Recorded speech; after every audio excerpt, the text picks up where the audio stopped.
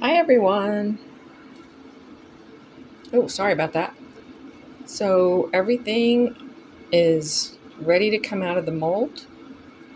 I came in a few hours ago and instead of putting the clear layer on that I talked about, I decided to put some of these holographic mylar flakes in clear resin. And I have no idea how that's going to look, but this is what we've got. And I am going to put my phone in the stand and get these out of their molds.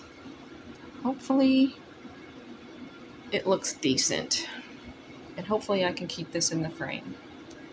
So we're gonna start with the stand, the base. Just came home from church and I couldn't wait to do this. I literally just walked in the door.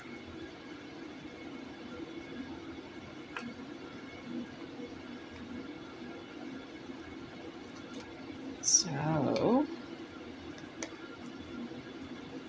I was able to do 2 layers in one day because of my heat mat and my dome that I put over it to keep the heat in. It helps the curing process. It makes it go faster.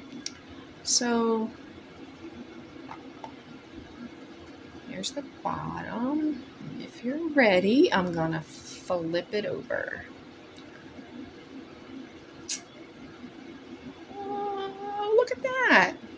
Okay, it's kind of blobby, but oh wow. Wow, it's very three-dimensional.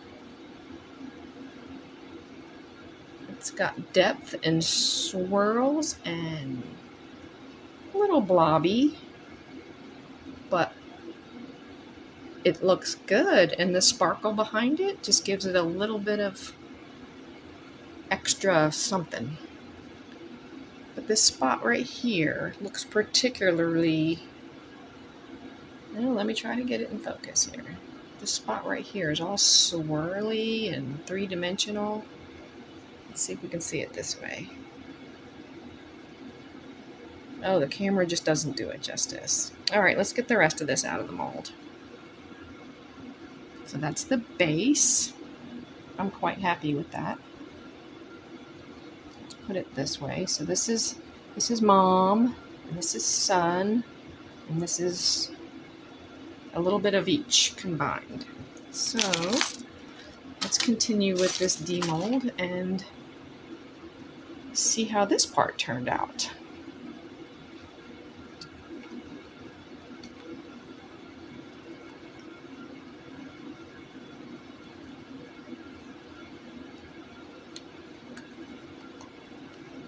Ouch.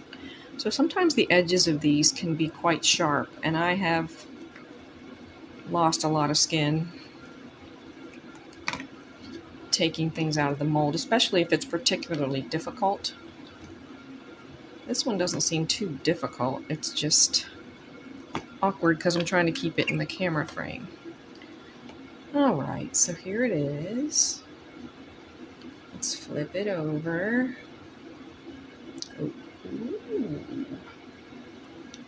It's blobby too, so it will match nicely, but ooh, it's pretty. Can you see from the side? It's got depth. Three-dimensional swirly effect. Oh, that's pretty. And these little blobs actually come to the surface, so it gives them that three-dimensional... Wow. So here's the part with the metallic alcohol inks that I used.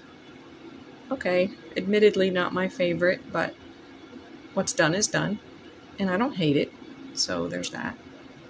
So let's get the heart, the middle heart out.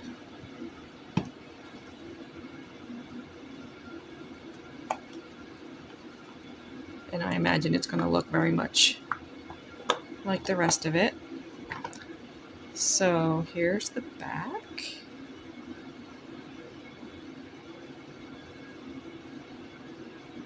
And, ooh, and the front. Yeah, it all looks similar, so that's good.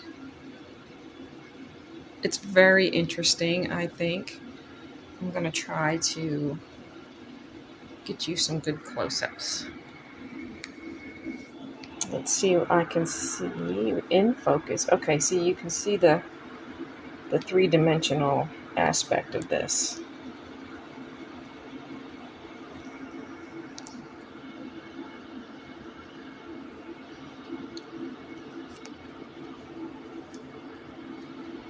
I like it. It has a whole lot of character. I didn't know how this metallic alcohol ink would act, but apparently it sinks quite a bit. So when I dropped it in back here, it completely disappeared. And now I know why. Because it went down here. So as I have said before, I am new at this. I am still learning. And I feel like I learn something every time I make something. So let's get a visual of how this is gonna look. So there it is standing up. And this heart will hang from this hole right here. And I know I'm blocking it, but I apologize. I like it. I think it came out very well. I'm not unhappy with it at all. And yay. I'm just going to say yay because, it's a big job. This is my hand and it took a lot of resin. I think I mixed up 8 ounces this morning and then I did 6 ounces this evening. So that's quite a bit of resin. All right.